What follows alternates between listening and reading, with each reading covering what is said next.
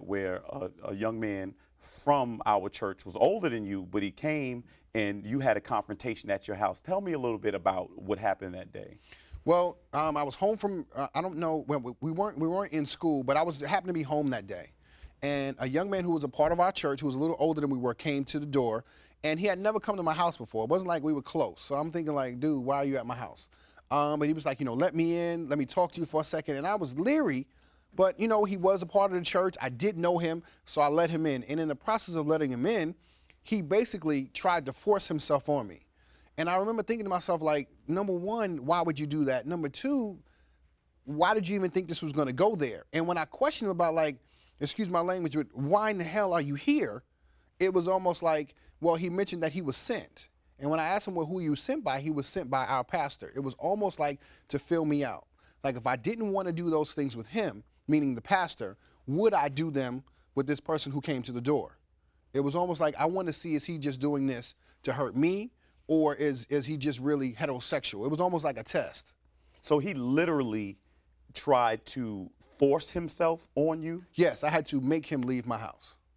Wow, okay. And so then once he told you, or he said that the pastor, and obviously that was his word, saying that the pastor sent him over there to try this, what did you do? I immediately called the pastor. And I told him, listen, I just had this incident. He said, you sent him. What is going on? And at that point, I was so upset that I had mentioned to him, like, listen, I'm gonna have to tell somebody about this. And he was like, no, he's a liar. He's such I will deal with this. Do not worry about it. I'm gonna take care of it. So how did you deal with being so young, and now you've been propositioned by a person that you really trusted, and you've been almost assaulted by a person that was from the church? Did you ever question whether or not you should remain in church? Did you ever question your faith in God? How did you remain in ministry? What made you stay and go forward? See, I never questioned whether I should stay in ministry. What it made me question is, can you trust anybody in ministry? Everything became questionable at that point. And to be honest with you, I didn't know what to question. You didn't know who was being genuine. You didn't know who loved you the way they said they did. You just didn't know. And it wasn't until I became older where certain things happened where I realized where I really was, I won't say in danger, but in situations that were very compromising. Because at a young age, we were just so naive. We just believed whatever our pastor said, that's what it was. If this person just happens to look extremely feminine, does not, but that does mean they're homosexual, then we believed them. And as I got older, I started to see certain signs and see things, well, no, that really wasn't the way he said it was. Do you think other people, other adults, realized this was going on in the church? And if they did, do you hold them accountable? For him to be not only a homosexual pedophile, but to be married and to have children, and we know his wife and we know his kids, we've known his kids, we were part of their family, and they were part of our family. Knowing those things, did you feel anyone else dropped the ball, that someone else should have known about this or did know? What did you think about the adults that were in the church? I don't think they knew the specifics. Like, I don't think there was an adult walking around who knew that I had been approached sexually and didn't say anything. What I do fault them for is giving up control or the perceived control of your children. And this is what I mean. I remember being in the sanctuary and my mother being to the right, meaning all the way on the side by the organ, and my pastor being at the door all the way towards the left. And I remember my mother calling me and me going in that direction and him calling me. And I remember going to my mother. And I remember getting basically told off by him because when he calls me, no matter who's calling me, I need to go.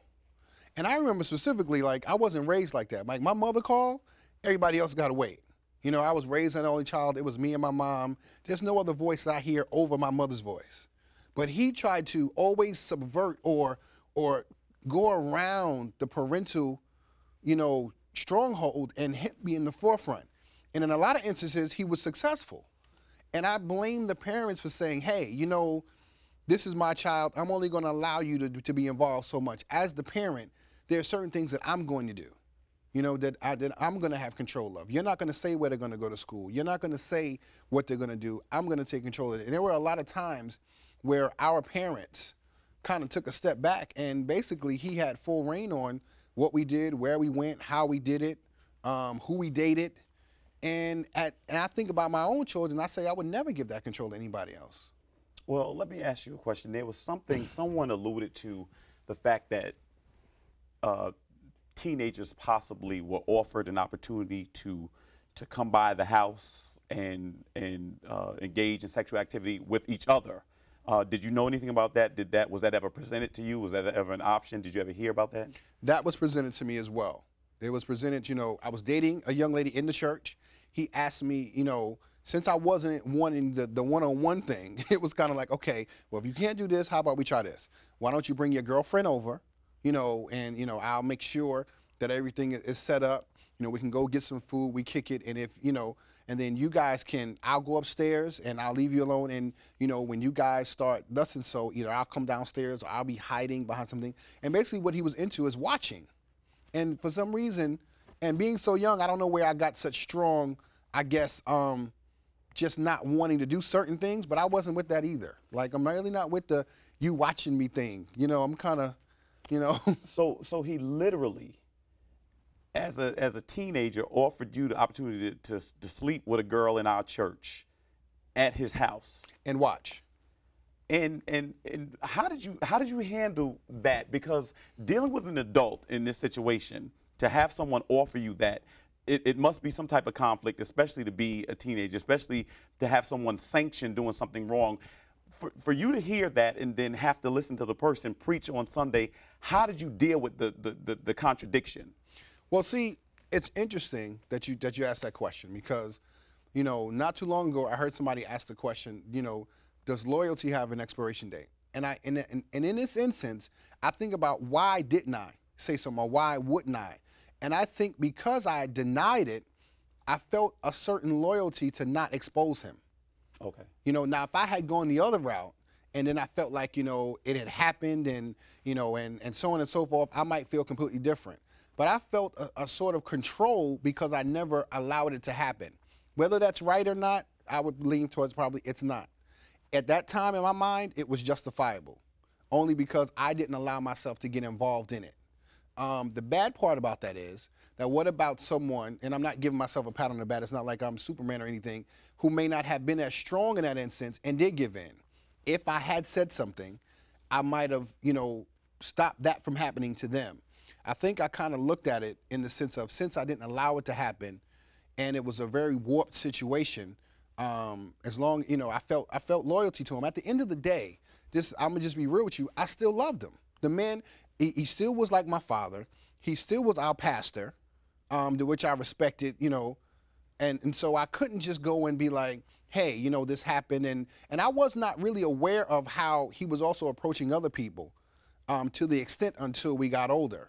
So a lot of times I felt like it was all just me. That was the other problem. I felt like I was the one causing him all this anguish.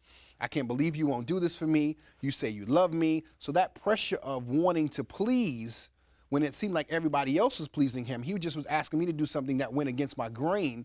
I kind of felt like the outsider also because I couldn't make him happy. Did you ever wonder why you? I mean, because I was just as close to him as you were, and he not one time ever came and propositioned me. Did you ever kind of wonder why he targeted you, for lack of a better term?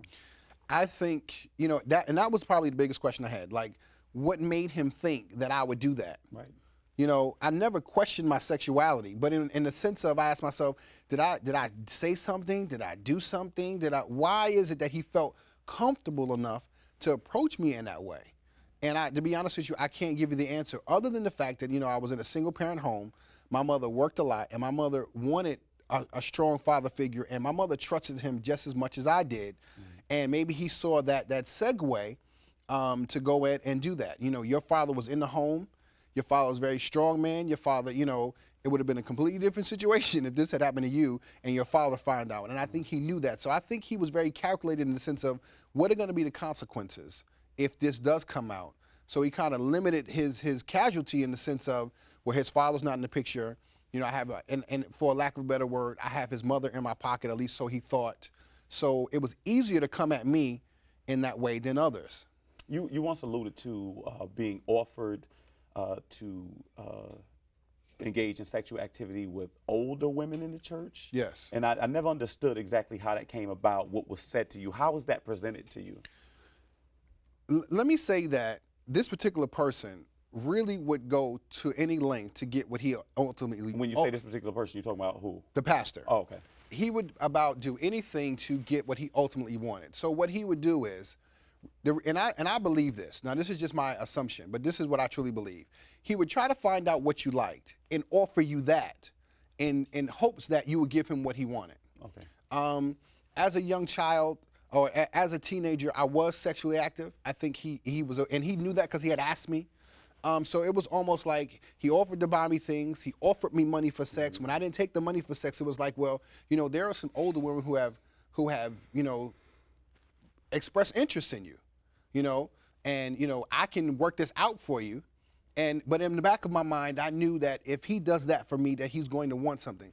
Plus, to be honest with you, I just really wasn't interested in the older women either. But the fact that he offered it to me, at that point, I knew that it was almost, he would go to any length to get you on his side or in his pocket, or to get something on you where you either felt guilty enough or you felt like you owed him, to where you would do what he wanted you to do. There was a time when we were all over his house once, and he sat, I think most of the young men and women, the junior deacons, junior deaconesses around, he sat us all around, and he said that you would betray him one day. That one day that you would betray him. And I remember how you felt about that. We were kind of wondering why you were singled out. We started looking at you like you were some type of betrayer at that moment. Do you feel that moment was just in case you told what was going on, or did you know at that time? I think it was twofold. I think number one, first of all, honestly, and this is true. I've met many people, traveled. I haven't met a more calculated person than our former pastor.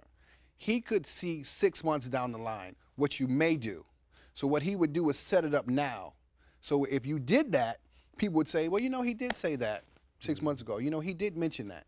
And I feel in that instance that's what he was doing. At the point that I had already denied him, access or wanting to be involved with him in that way, he was setting up that if I ever came back and said, well, he touched me, or he tried to, or he whatever, people would say, well, I don't know how true that is, because Rev did say that he would betray us one day, right, that he did say thus and so. You know what I mean?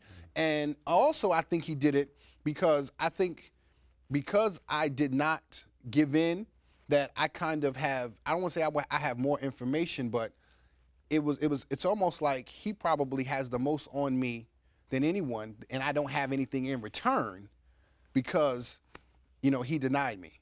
How do you feel knowing that this man is a bishop now? He's still in his pulpit.